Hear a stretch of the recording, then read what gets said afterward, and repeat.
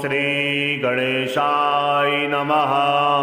श्रीविष्णोः सतनामि स्तोत्रम्। नारद उवाच ॐ वासुदेवं हृषीकेशं वामनं जलशायिनं जनार्दनं हरिकृष्णं श्रीवक्षं गरुडध्वजं वाराहं पुण्डरीकाक्षं नृसिंहं नरकान्तकम्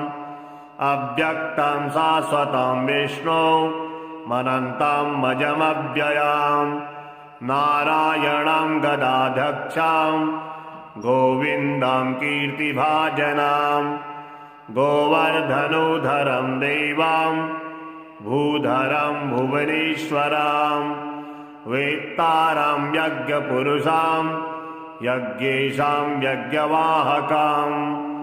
चक्रपाणिं गदापाणिं शङ्खपाणिं नरोत्तमं वैकुण्ठं दुष्टदमनं भूगर्भं पीतवाससां त्रिविक्रमं त्रिकालज्ञं त्रिमूर्तिं नन्दिकेश्वरं रामं हयग्रीवं भीमं रौद्रं भौद्भवं श्रीपतिं श्रीधरं श्रीशां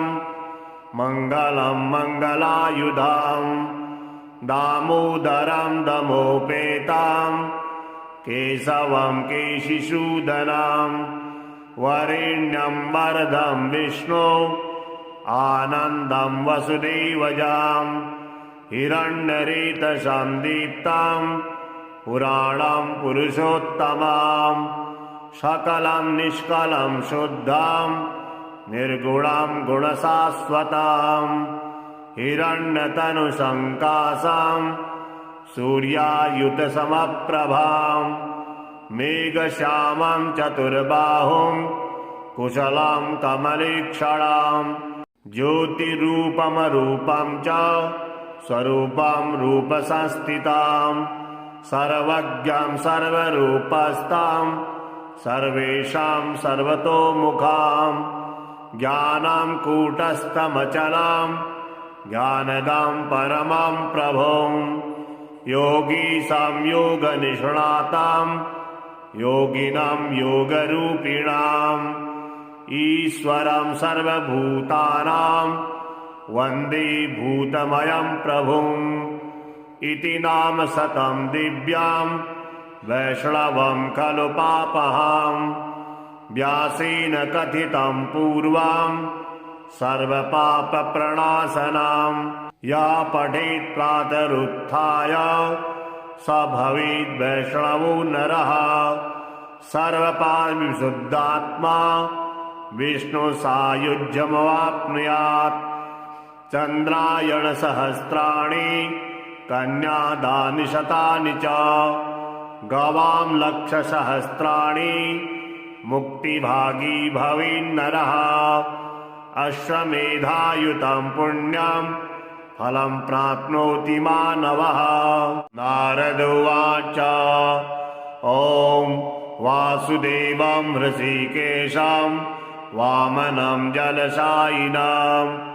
जनार्दनं हरिकृष्णं श्रीवक्षं गरुडध्वजं वाराहं पुण्डरीकाक्षं नृसिंहं नरकान्तकम् अव्यक्तं शाश्वतं विष्णु मनन्तं मजमव्ययं नारायणं गदाध्यक्षं गोविन्दं कीर्तिभाजनं गोवर्धनोधरं देवं भूधरं भुवनेश्वरं वेत्तारं यज्ञपुरुषं यज्ञेशं यज्ञवाहकं चक्रपाणिं गदापाणिं शङ्खपाणिं नरोत्तमं वैकुण्ठं दुष्टदमनं भूगर्भं पीतवाससां त्रिविक्रमं त्रिकालज्ञं त्रिमूर्तिं नन्दिकेश्वरं रामं हयग्रीवं भीमां रौद्रं भौद्भवां श्रीपतिं श्रीधरं श्रीशां मङ्गलं मङ्गलायुधां दामोदरं दमोपेतां केशवं केशिसूदनां वरेण्यं वरदं विष्णु आनन्दं वसुदेवजां हिरण्यरेतसां दीप्तां पुराणं पुरुषोत्तमां सकलं निष्कलं शुद्धां निर्गुणां गुणशाश्वतां हिरण्यतनुसङ्कासां सूर्यायुतसमप्रभां मेघश्यामं चतुर्बाहुं कुशलं कमलीक्षणां ज्योतिरूपमरूपं च स्वरूपं रूपसंस्थितां सर्वज्ञां सर्वरूपस्थां सर्वेषां सर्वतोमुखां ज्ञानां कूटस्थमचलां ज्ञानदां परमां प्रभुं योगीशां योगनिष्णातां योगिनां योगरूपिणाम् ईश्वरं सर्वभूतानां वन्दे भूतमयं प्रभुम् इति नाम शतं दिव्यां वैष्णवं खलु पापहां व्यासेन कथितं पूर्वां सर्वपापप्रणाशनां या पठेत् प्रातरुत्थाय स भवेद् वैष्णवो नरः सर्वपापविशुद्धात्मा विष्णुसायुज्यमवाप्नुयात् चन्द्रायणसहस्राणि कन्यादानि शतानि च गवां लक्षसहस्राणि मुक्तिभागी भवेन्नरः अश्वमेधायुतं पुण्यं फलं प्राप्नोति मानवः। नारद उवाच ॐ वासुदेवं हृषीकेशं वामनं जलशायिनं जनार्दनं हरिकृष्णं श्रीवक्षं गरुडध्वजं वाराहं पुण्डरीकाक्षं नृसिंहं नरकान्तकम् अव्यक्तं शाश्वतं विष्णु मनन्तं मजमव्ययं नारायणं गदाध्यक्षं गोविन्दं कीर्तिभाजनं गोवर्धनोधरं देवं भूधरं भुवनेश्वरं वेत्तारं यज्ञपुरुषं यज्ञेशं यज्ञवाहकं चक्रपाणिं गदापाणिं शङ्खपाणिं नरोत्तमां वैकुण्ठं दुष्टदमनं भूगर्भं पीतवाससां त्रिविक्रमं त्रिकालज्ञं त्रिमूर्तिं नन्दिकेश्वरं रामं हयग्रीवं भीमं रौद्रं भौद्भवां श्रीपतिं श्रीधरं श्रीशां मङ्गलं मङ्गलायुधां दामोदरं दमोपेतां केशवं केशिसूदनां वरेण्यं वरदं विष्णु आनन्दं वसुदेवजां हिरण्यरेतसां दीप्तां पुराणं पुरुषोत्तमां सकलं निष्कलं शुद्धां निर्गुणां गुणशाश्वतां हिरण्यतनुसङ्कासां सूर्यायुतसमप्रभां मेघश्यामं चतुर्बाहुं कुशलं कमलीक्षणां ज्योतिरूपमरूपं च स्वरूपं रूपसंस्थितां सर्वज्ञं सर्वरूपस्थां सर्वेषां सर्वतोमुखां ज्ञानां कूटस्थमचलां ज्ञानदां परमां प्रभुं योगीशां योगनिष्णातां योगिनां योगरूपिणाम् ईश्वरं सर्वभूतानां वन्दे भूतमयं प्रभुं इति नाम शतं दिव्यां वैष्णवं खलु पापहाम् व्यासेन कथितं पूर्वां सर्वपापप्रणाशनां या पठेत् प्रातरुत्थाय स भवेद् वैष्णवो नरः सर्वपापविशुद्धात्मा विष्णुसायुज्यमवाप्नुयात् चन्द्रायणसहस्राणि कन्यादानि शतानि च गवां लक्षसहस्राणि मुक्तिभागी भवेन्नरः अश्वमेधायुतं पुण्यं फलं प्राप्नोति मानवः। नारद उवाच ॐ वासुदेवं हृषीकेशं वामनं जलशायिनं जनार्दनं हरिकृष्णं श्रीवक्षं गरुडध्वजं वाराहं पुण्डरीकाक्षं नृसिंहं नरकान्तकम् अव्यक्तं शाश्वतं विष्णु मनन्तं मजमव्ययं नारायणं गदाध्यक्षं गोविन्दं कीर्तिभाजनं गोवर्धनोधरं देवं भूधरं भुवनेश्वरं वेत्तारं यज्ञपुरुषं यज्ञेशं यज्ञवाहकं चक्रपाणिं गदापाणिं शङ्खपाणिं नरोत्तमं वैकुण्ठं दुष्टदमनं भूगर्भं पीतवाससां त्रिविक्रमं त्रिकालज्ञं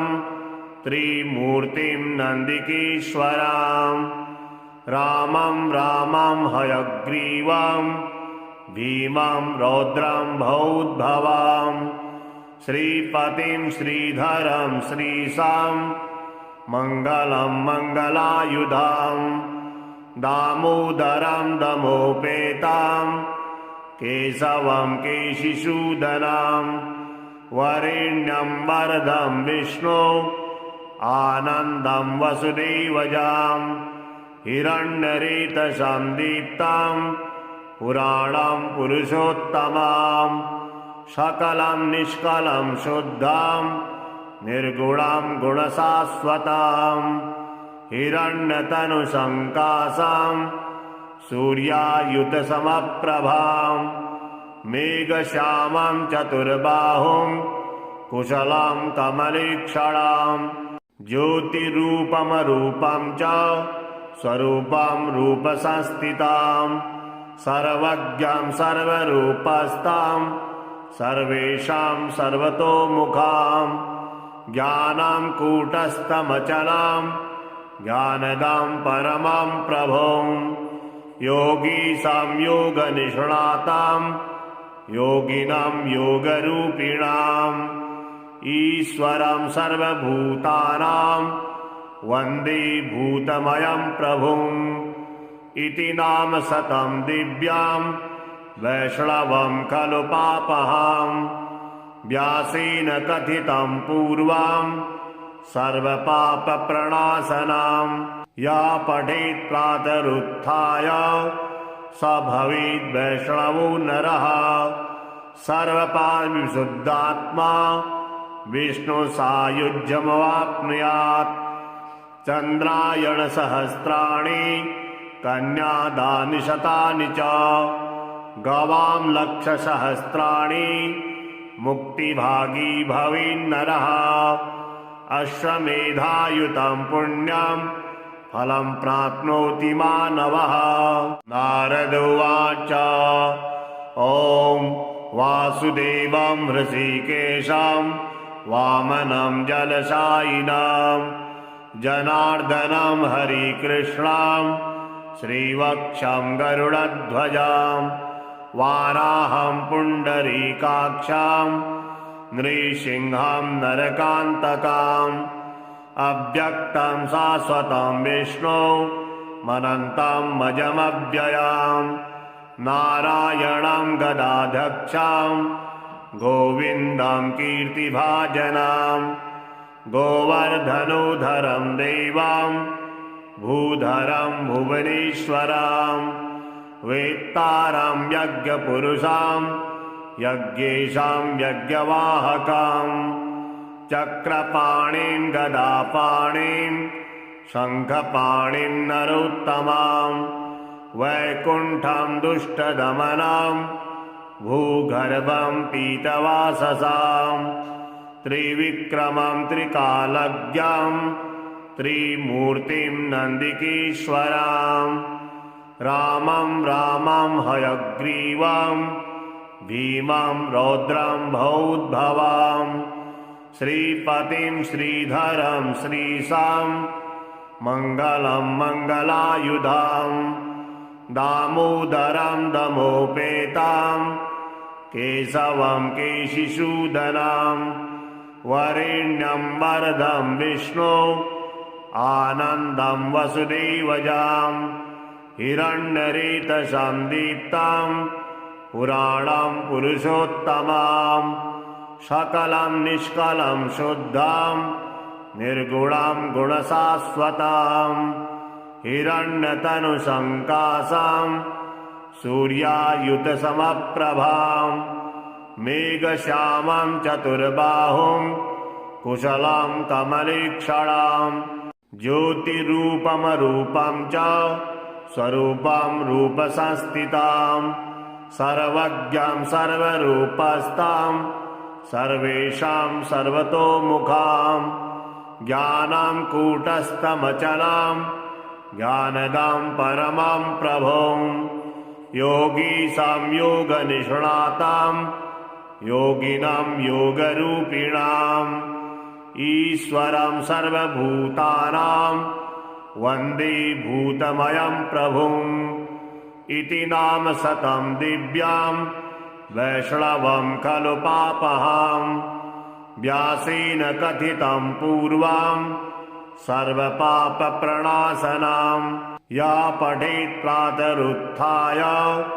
स भवेद् वैष्णवो नरः सर्वपापविशुद्धात्मा विष्णुसायुज्यमवाप्नुयात्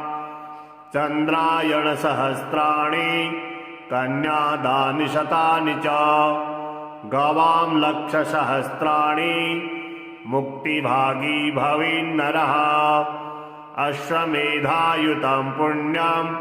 फलं प्राप्नोति मानवः। नारद उवाच ॐ वासुदेवं हृषीकेशं वामनं जलशायिनं जनार्दनं हरिकृष्णं श्रीवक्षं गरुडध्वजं वाराहं पुण्डरीकाक्षं नृसिंहं नरकान्तकम् अव्यक्तं शाश्वतं विष्णु मनन्तं मजमव्ययं नारायणं गदाध्यक्षं गोविन्दं कीर्तिभाजनं गोवर्धनोधरं देवं भूधरं भुवनेश्वरं वेत्तारं यज्ञपुरुषां यज्ञेशां यज्ञवाहकं चक्रपाणिं गदापाणिं शङ्खपाणिं नरोत्तमां वैकुण्ठं दुष्टदमनं भूगर्भं पीतवाससां त्रिविक्रमं त्रिकालज्ञं त्रिमूर्तिं नन्दिकेश्वरां रामं रामं हयग्रीवं भीमं रौद्रं भौद्भवां श्रीपतिं श्रीधरं श्रीशां मङ्गलं मङ्गलायुधां दामोदरं दमोपेतां केशवं केशिसूदनां वरेण्यं वरदं विष्णु आनन्दं वसुदेवजां हिरण्यरेतसां दीप्तां पुराणं पुरुषोत्तमां सकलं निष्कलं शुद्धां निर्गुणां गुणशाश्वतां हिरण्यतनुसङ्कासां सूर्यायुतसमप्रभां मेघश्यामं चतुर्बाहुं कुशलं कमलेक्षणां ज्योतिरूपमरूपं च स्वरूपं रूपसंस्थितां सर्वज्ञां सर्वरूपस्तां सर्वेषां सर्वतोमुखां ज्ञानां कूटस्थमचलां ज्ञानदां परमां प्रभुं योगीसां योगनिष्णातां योगिनां योगरूपिणाम् ईश्वरं सर्वभूतानां वन्दे भूतमयं प्रभुम् इति नाम शतं दिव्यां वैष्णवं खलु पापहां व्यासेन कथितं पूर्वं सर्वपापप्रणाशनां या पठेत् प्रातरुत्थाय स भवेद् वैष्णवो नरः सर्वपापविशुद्धात्मा विष्णुसायुज्यमवाप्नुयात् चन्द्रायणसहस्राणि कन्यादानि शतानि च गवां लक्षसहस्राणि मुक्तिभागी भवेन्नरः अश्वमेधायुतं पुण्यं फलं प्राप्नोति मानवः। नारद उवाच ॐ वासुदेवं हृषीकेशं वामनं जलशायिनं जनार्दनं हरिकृष्णं श्रीवक्षं गरुडध्वजं वाराहं पुण्डरीकाक्षं नृसिंहं नरकान्तकम् अव्यक्तं शाश्वतं विष्णु मनन्तं मजमव्ययं नारायणं गदाध्यक्षं गोविन्दं कीर्तिभाजनं गोवर्धनोधरं देवं भूधरं भुवनेश्वरं वेत्तारं यज्ञपुरुषं यज्ञेशं यज्ञवाहकं चक्रपाणिं गदापाणिं शङ्खपाणिं नरोत्तमं वैकुण्ठं दुष्टदमनं भूगर्भं पीतवाससां त्रिविक्रमं त्रिकालज्ञं त्रिमूर्तिं नन्दिकेश्वरं रामं रामं हयग्रीवं भीमं रौद्रं भौद्भवं श्रीपतिं श्रीधरं श्रीशां मङ्गलं मङ्गलायुधां दामोदरं दमोपेतां केशवं केशिसूदनं वरेण्यं वरदं विष्णु आनन्दं वसुदेवजां हिरण्यरेतसं दीप्तं पुराणं पुरुषोत्तमं सकलं निष्कलं शुद्धं निर्गुणं गुणशाश्वतं हिरण्यतनुसङ्काशं सूर्यायुतसमप्रभां मेघश्यामं चतुर्बाहुं कुशलं कमलीक्षणं ज्योतिरूपमरूपं च स्वरूपं रूपसंस्थितां सर्वज्ञं सर्वरूपस्तां सर्वेषां सर्वतोमुखां ज्ञानां कूटस्थमचलां ज्ञानदां परमां प्रभुं योगीसां योगनिष्णातां योगिनां योगरूपिणाम् ईश्वरं सर्वभूतानां वन्दे भूतमयं प्रभुम् इति नाम शतं दिव्यां वैष्णवं खलु पापहां व्यासेन कथितं पूर्वं सर्वपापप्रणाशनां या पठेत् प्रातरुत्थाय स भवेद् वैष्णवो नरः सर्वपापविशुद्धात्मा विष्णुसायुज्यमवाप्नुयात् चन्द्रायणसहस्राणि कन्यादानि शतानि च गवां लक्षसहस्राणि मुक्तिभागी भवेन्नरः अश्वमेधायुतं पुण्यं फलं प्राप्नोति मानवः। नारद उवाच ॐ वासुदेवं हृषीकेशं वामनं जलशायिनं जनार्दनं हरिकृष्णं श्रीवक्षं गरुडध्वजां वाराहं पुण्डरीकाक्षं नृसिंहं नरकान्तकाम् अव्यक्तं शाश्वतं विष्णु मनन्तं मजमव्ययां नारायणं गदाध्यक्षं गोविन्दं कीर्तिभाजनं गोवर्धनोधरं देवं भूधरं भुवनेश्वरं वेत्तारं यज्ञपुरुषं यज्ञेशं यज्ञवाहकं चक्रपाणिं गदापाणिं शङ्खपाणिं नरोत्तमां वैकुण्ठं दुष्टदमनं भूगर्भं पीतवाससां त्रिविक्रमं त्रिकालज्ञं त्रिमूर्तिं नन्दिकेश्वरां रामं रामं हयग्रीवं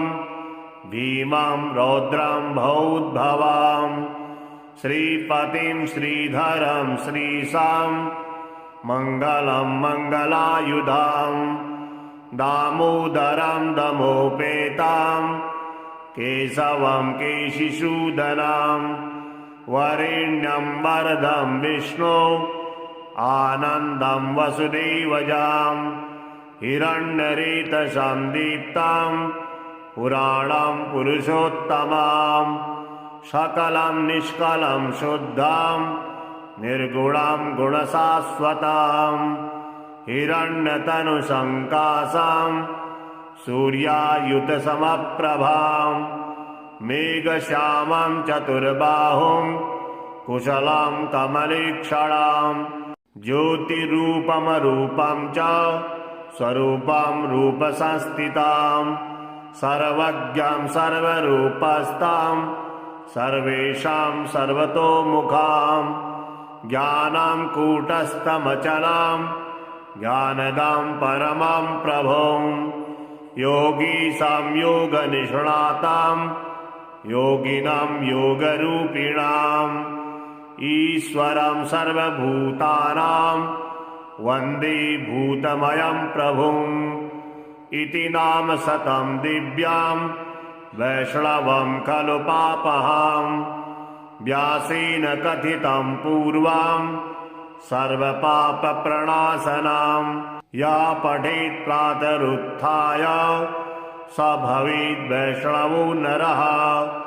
सर्वपापविशुद्धात्मा विष्णुसायुज्यमवाप्नुयात् चन्द्रायणसहस्राणि कन्यादानि शतानि च गवां लक्षसहस्राणि मुक्तिभागी भवेन्नरः अश्वमेधायुतं पुण्यं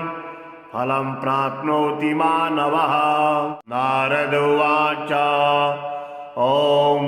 वासुदेवं हृषीकेशं वामनं जलशायिनं जनार्दनं हरिकृष्णं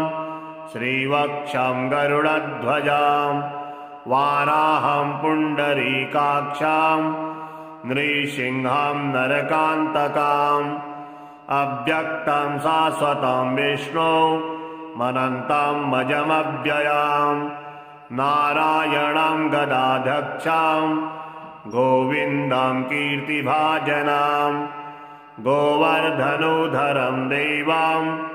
भूधरं भुवनेश्वरं वेत्तारं यज्ञपुरुषं यज्ञेशं यज्ञवाहकं चक्रपाणिं गदापाणिं शङ्खपाणिं नरोत्तमां वैकुण्ठं दुष्टदमनं भूगर्भं पीतवाससां त्रिविक्रमं त्रिकालज्ञं त्रिमूर्तिं नन्दिकेश्वरां रामं रामं हयग्रीवं भीमं रौद्रं भौद्भवां श्रीपतिं श्रीधरं श्रीशां मङ्गलं मङ्गलायुधां दामोदरं दमोपेतां केशवं केशिसूदनं वरेण्यं वरदं विष्णु आनन्दं वसुदेवजां हिरण्यरेतसं दीप्तं पुराणं पुरुषोत्तमं सकलं निष्कलं शुद्धं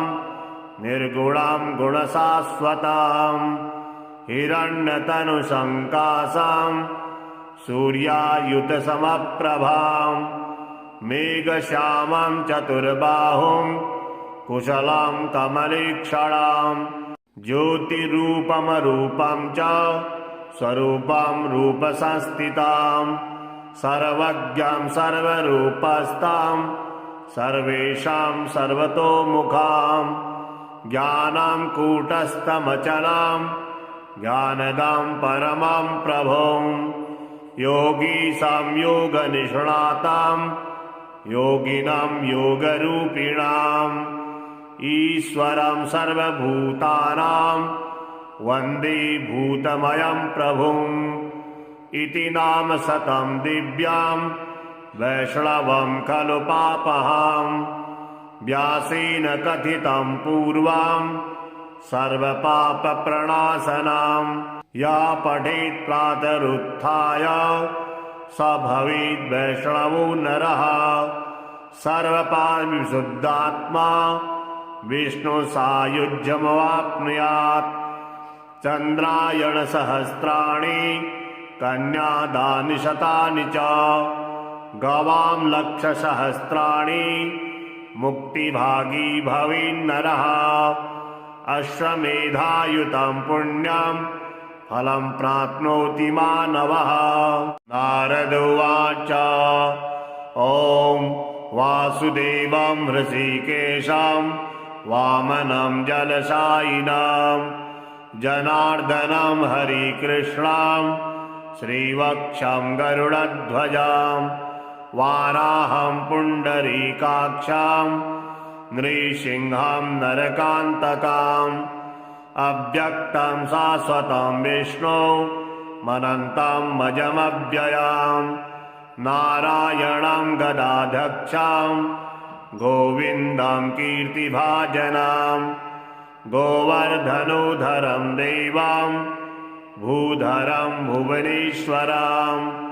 वेत्तारं यज्ञपुरुषं यज्ञेशं यज्ञवाहकं चक्रपाणिं गदापाणिं शङ्खपाणिं नरोत्तमं वैकुण्ठं दुष्टदमनं भूगर्भं पीतवाससां त्रिविक्रमं त्रिकालज्ञं त्रिमूर्तिं नन्दिकेश्वरं रामं रामं हयग्रीवं भीमं रौद्रं भौद्भवं श्रीपतिं श्रीधरं श्रीशां मङ्गलं मङ्गलायुधं दामोदरं दमोपेतं केशवं केशिसूदनं वरेण्यं वरदं विष्णु आनन्दं वसुदेवजां हिरण्यरेतसं दीप्तं पुराणं पुरुषोत्तमं सकलं निष्कलं शुद्धं निर्गुणं गुणशाश्वतं हिरण्यतनुसङ्काशं सूर्यायुतसमप्रभां मेघश्यामं चतुर्बाहुं कुशलं कमलीक्षणं ज्योतिरूपमरूपं च स्वरूपं रूपसंस्थितं सर्वज्ञं सर्वरूपस्थं सर्वेषां सर्वतोमुखं ज्ञानं कूटस्थमचलं ज्ञानदं परमं प्रभुं योगी संयोगनिष्णातं योगिनं योगरूपिणाम् ईश्वरं सर्वभूतानां वन्दे भूतमयं प्रभुम् इति नाम शतं दिव्यां वैष्णवं खलु पापहं व्यासेन कथितं पूर्वं सर्वपापप्रणाशनं या पठेत् प्रातरुत्थाय स भवेद्वैष्णवो नरः सर्वपापविशुद्धात्मा विष्णुसायुज्यमवाप्नुयात् चन्द्रायणसहस्राणि कन्यादानि शतानि च गवां लक्षसहस्राणि मुक्तिभागी भवेन्नरः अश्वमेधायुतं पुण्यं फलं प्राप्नोति मानवः। नारद उवाच ॐ वासुदेवं हृषीकेशं वामनं जलशायिनं जनार्दनं हरिकृष्णं श्रीवक्षं गरुडध्वजं वाराहं पुण्डरीकाक्षं नृसिंहं नरकान्तकम् अव्यक्तं शाश्वतं विष्णु मनन्तं मजमव्ययम् नारायणं गदाध्यक्षं गोविन्दं कीर्तिभाजनं गोवर्धनोधरं देवं भूधरं भुवनेश्वरं वेत्तारं यज्ञपुरुषं यज्ञेशं यज्ञवाहकं चक्रपाणिं गदापाणिं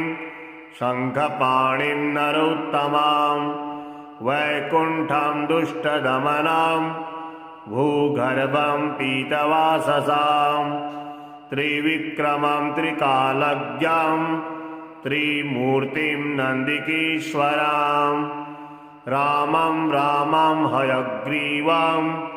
भीमं रौद्रं भौद्भवं श्रीपतिं श्रीधरं श्रीशां मङ्गलं मङ्गलायुधं दामोदरं दमोपेतं केशवं केशिसूदनं वरेण्यं वरदं विष्णु आनन्दं वसुदेवजां हिरण्यरेतसं दीप्तं पुराणं पुरुषोत्तमं सकलं निष्कलं शुद्धं निर्गुणं गुणशाश्वतं हिरण्यतनुसङ्काशं सूर्यायुतसमप्रभां मेघश्यामं चतुर्बाहुं कुशलं कमलेक्षणं ज्योतिरूपमरूपं च स्वरूपं रूपसंस्थितं सर्वज्ञं सर्वरूपस्थं सर्वेषां सर्वतोमुखं